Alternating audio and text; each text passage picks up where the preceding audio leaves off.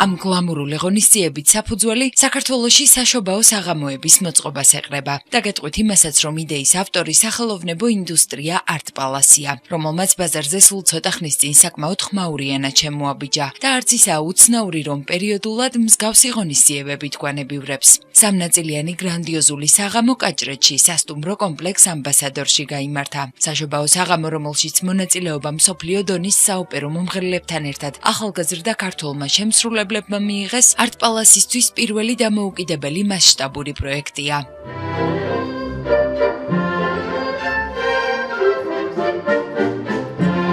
მე ვფიქრობ, საქართველოში მსგავსი ფორმატის საღამო არ ჩატარებულა.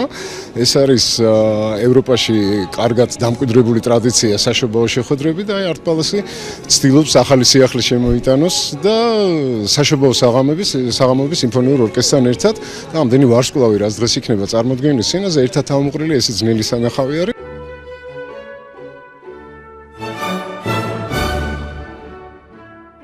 Art Palace თავის აი ამ არაჩვეულებრივ კრეატიულ იდეებს კიდე არაერთხელ წარუდგენს საზოგადოებას და იმედი მაქვს, რომ ტრადიციას ჩაეყრება არა დღეს საფუძველი ესეთი მსოფლიო მნიშვნელობის ქართველი საოპერო და არა მარტო საოპერო ვარსკვლავები არიან დღეს სცენაზე და მე მიხარია, რომ ესეთი არაჩვეულებრივი სტუმრები გყავს. ვფიქრობ, რომ საქართველოში თუ ეს წესი შემოვა, ზოგადად იქნება ძალიან კარგი ყველასთვის, იმიტომ რომ დღეს იქნება ნამდვილად გემოვნებიანი მუსიკა, რაც მთავარია, არის თვითონ როგორ გითხრა, ემოციურად ძალიან კარგი საღამოა, იმიტომ რომ უკვე არაფერი არ დაწყებულა და უკვე ძალიან რაღაცა ყველა იღიმის, ყველა ბედნიერენ. სპეციალურად საშობაო საღამოში მონაწილეობის მისაღებად საქართველოს ჯუზეპე ვერდის სახელობის მილანის კონსერვატორიის პროფესორი და ჯოაკინო როსინის სახელობის სიმფონიური ორკესტრის მთავარი დირიჟორი მაესტრო დანიელე აჯიმანი ესტუმრა. ეს უკანასკნელი ჩვენთან უკვე მესამედ ჩამოვიდა და საუბრისას ისიც აღნიშნა, რომ საქართველოს საოპერო სამყაროსთვის ნამდვილი აღმოჩენაა.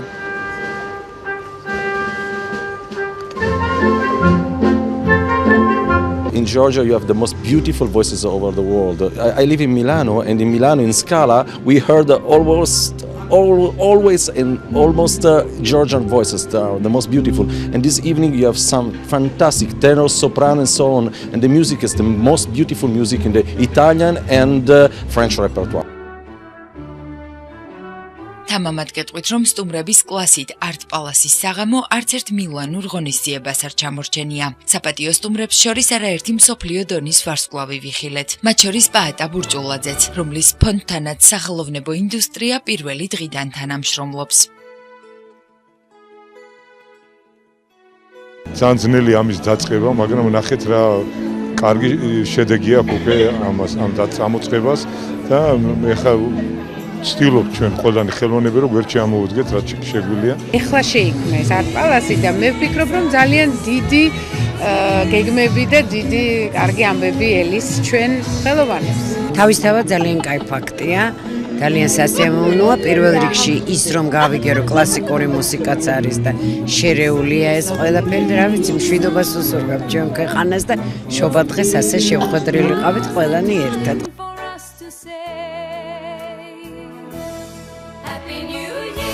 მოწვეულ სტუმრებს შორის იყვნენ ცნობილი ქართველი მეცო-სოპრანო ანიტა რაჭველიშვილი და პიანისტი დათუნა ალადაშვილიც, რომლებიც მაყურებლის წინაშე დუეტის სახით წარსდგნენ. გეტყვით იმასაც, რომ დათუნა სამშობლოში სპეციალურად Art Palace-ის საღამოსთვის ჩამოვიდა. ანიტამ კი თბილისში უკვე ერთი თვე გაატარა და ქართველი თაყვანისმცემლების წინაშე 14 იანვარს ნიკოლოზ რაჭველთან და სიმფონიურ ორკესტრთან ერთად თბილისის საკონცერტო დარბაზში გამოჩნდება.